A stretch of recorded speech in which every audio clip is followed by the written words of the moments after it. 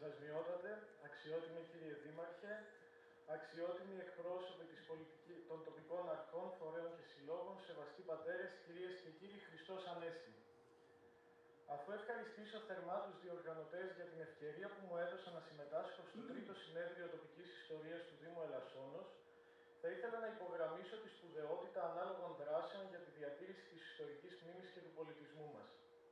Αν και προσωπικά δεν είμαι δημότης του Δήμου σας και έρχομαι από τον κοντινό Τύρναβο, θεώρησα την εν λόγω δράση ως μια σπουδαία ευκαιρία, ώστε να αναδείξω κατά το δυνατόν μια πτυχή της ζωής του συντοπίτη σας, Κωνσταντίνου Οικονόμου του Εξοικονόμου. Η σπουδαία αυτή προσωπικότητα της σύγχρονης ελληνικής ιστορίας αποτελεί δικαίως το καύχημα της περιοχής μας, αφού διαδραμάτισε καθοριστικό ρόλο σε πολλά από τα γεγονότα του νεότερου ελληνικού κράτους, δίνοντας συχνά λύσεις σε δυσεπίλητα προβλήματα και αποκαθιστώντας ρήγματα και εντάσεις της κοινωνίας της εποχής του.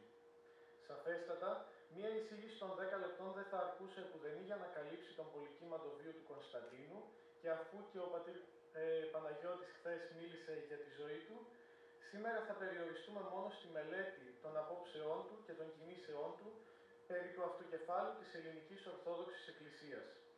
Λόγω και της ιδιότητάς μου ως φοιτητή της νομικής σχολής του Αριστοτελείου Πανεπιστημίου Θεσσαλονίκης, θα μου επιτρέψετε να προσεγγίσω το εν λόγω ζήτημα εν πρώτης από την νομοκανονική του πλευρά και έπειτα να αναφερθώ εν συντομία στις θεολογικές και κοινωνικές προεκτάσεις του.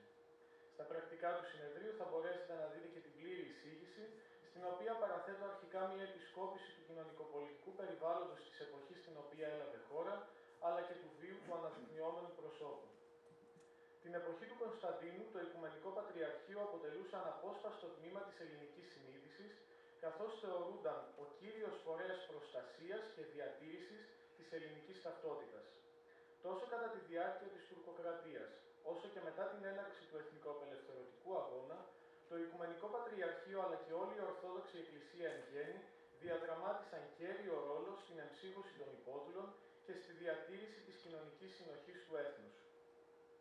Η κατάσταση άλλαξε ριζικά ή καλύτερα έγιναν προσπάθειες για ριζική μεταρρύθμιση με την ίδρυση του νεοελληνικού κράτους και την εγκαθίδρυση της διοίκησης του Ιωάννη Καποδίστρια. Τόσο ο νέος τότε κυβερνήτης, όσο και μετέπειτα ο βασιλιάς Όθωνας και η βαβαροί σύμβουλοι του, επιχείρησαν να δημιουργήσουν εκ του μη όντως τους κρατικούς μηχανισμούς και θεσμούς, θεμελιώνοντάς τους στα δυτικά πρότυπα. Εκεί στόχευε και η αυστηρή παρεμβατική πολιτική με αυστηρό έλεγχο του κράτους επί της Εκκλησίας, παράγωγο του οποίου υπήρξε και η μονομερής ανακήρυξη του αυτοκεφάλου της Εκκλησίας της Ελλάδος το 1833. Το όλο ζήτημα του ελληνικού αυτοκεφάλου ξεκίνησε αμέσως μετά το θάνατο του Καποδίστρια και την έλευση του ανήλικου τότε Όθωνα ως βασιλιά του νεοσύστατου κράτους. Για τη διακυβέρνηση υπεύθυνη ήταν η αντιβασιλεία, μέχρι και την ενηλικίωση του μονάρχη, και καθοριστικό, αν όχι και απόλυτο τολμώ να πω ρόλο, κατήχε ο νομομαθής καθηγητής του Πανεπιστημίου του Μονάχου, Georg Ludwig von Mauer, ο οποίος ήταν και αρμόδιος επί των εκκλησιαστικών ζητημάτων. Στο πλευρό του στάθηκε από την πρώτη στιγμή ο διαφωτιστής κληρικός Θεόκλητος Φαρμακίδης, ο οποίος έστρεψε τον Μάουερ κατά του Οικουμενικού Πατριαρχείου. Ο Φαρμακίδης τοποθετήθηκε υπέρ της υπαγωγής της Εκκλησίας της Ελλάδος στον έλεγχο της πολιτικής εξουσίας και την πλήρη ανεξαρτητοποίησή της από τη μητέρα Εκκλησία της Κωνσταντινουπόλεως. Θεωρούσε πως είναι επιζήμιο για το νεοσύστατο ελληνικό κράτος να υπάγεται στο Πατριαρχείο, που βρισκόταν εντός των ορίων μιας αλλόθρησκης και αλλόφιλης χώρας, η οποία είχε καταδυναστεύσει την Ελλάδα για αιώνες. Στην απέναντι πλευρά βρισκόταν ο Κωνσταντίνος Οικονόμος ο Εξοικονόμου, ο οποίος είχε ήδη άρρηκτες σχέσεις με τον Οικουμενικό θρόνο και υποστήριζε στεναρά πως καμία κοσμική και μάλιστα πολιτική εξουσία δεν έχει δικαίωμα να επεμβαίνει στα εκκλησιαστικά ζητήματα χωρίς την προηγούμενη συνένεση της Εκκλησίας της Κωνσταντινουπόλεως. Από τη στιγμή που ξεκίνησαν οι διεργασίες σχετικά με το αυτοκέφαλο της Εκκλησίας της Ελλάδος, οι δύο διανοούμενοι κληρικοί δημιούργησαν αντιστοίχως δύο αντιμαχόμενα στρατόπεδα, παραθέτοντας ο καθένας τα δικά του επιχειρήματα προς τεκμηρίωση των απόψεών του. Ο Κωνσταντίνος δεν φαίνεται, ίσως προσωπική μου άποψη, να ήταν απολύτως αντίθετος με το διαχωρισμό της Εκκλησίας της Ελλάδος από το Πατριαρχείο, αλλά θεωρούσε πως η παραχώρηση αυτοκεφάλου έγκυται στην αρμοδιότητα του Πατριαρχείου, την οποία δεν θα πρέπει και να παραβλέπουμε. Αναγνωρίζοντας την Εκκλησία ως θεοσύστατη και με ουράνιο σκοπό, ο Κωνσταντίνος διατράνωνε πως η ελληνική Εκκλησία θα πρέπει να απαγιστρωθεί από την πολιτική και κοσμική εξουσία και να είναι πλήρως ελεύθερη. Θεωρούσε δε το ελληνικό αυτοκέφαλο ως πράξη αχαριστίας και ευγνωμοσύνης, ενώ δεν δίστασε να κάνει λόγο για παράνομη και ασεβή πραξικοπηματικού χαρακτήρα ενέργεια της Ελλάδας έναντι της μητέρας Εκκλησίας. Ενδιαφέρον παρουσιάζουν οι λόγοι του Οικονόμου και του Φαρμακίδη σχετικά με την ημέρα της μονομερούς ανακήρυξης του αυτοκεφάλου της Εκκλησίας της Ελλάδος. Ο Φαρμακίδης τη χαρακτηρίζει λαμπρή και έντοξη, σε αντίθεση με τον Κωνσταντίνο, που την ονομάζει αποφράδα και αρχέκακον, δηλώνοντας πως καμιά εξουσία πέρα των εκκλησιαστικών αρχών δεν μπορεί να επεμβαίνει στις εσωτερικές διαδικασίες της Εκκλησίας, ούτε ακόμη και ο ίδιος ο βασιλιάς.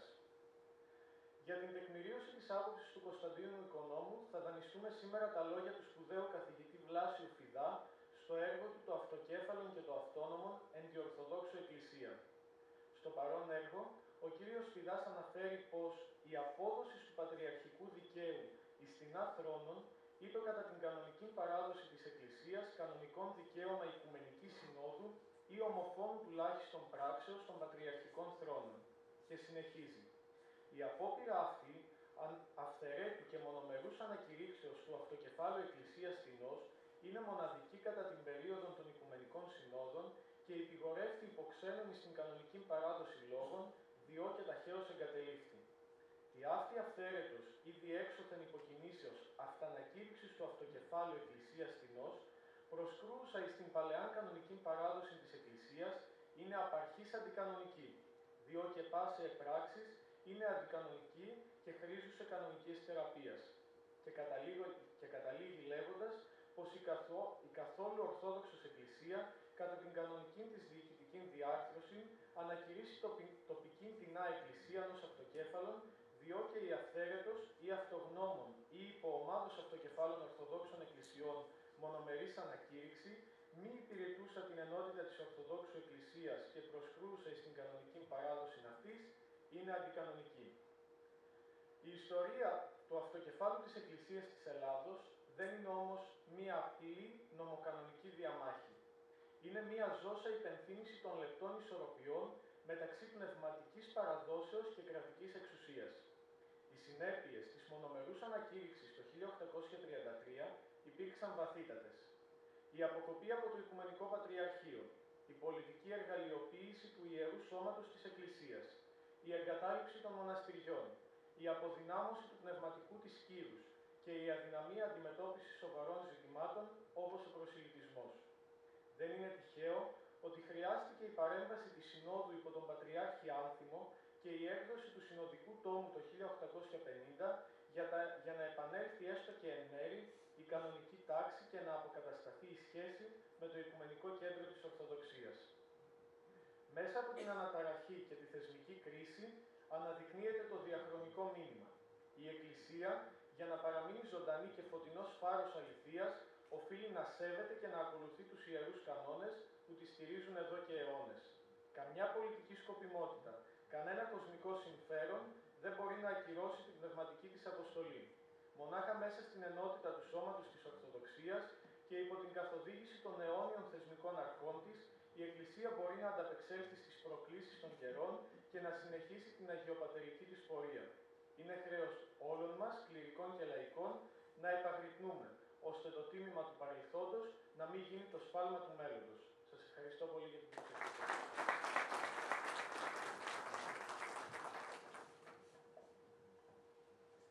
Ευχαριστούμε θερμά τον κύριο Μακαλιό για την προσέγγιση αυτού του μεγάλου θέματος και τη σημασία του για τον Κωνσταντίνο Οικονόμου. Και τώρα προχωράμε στο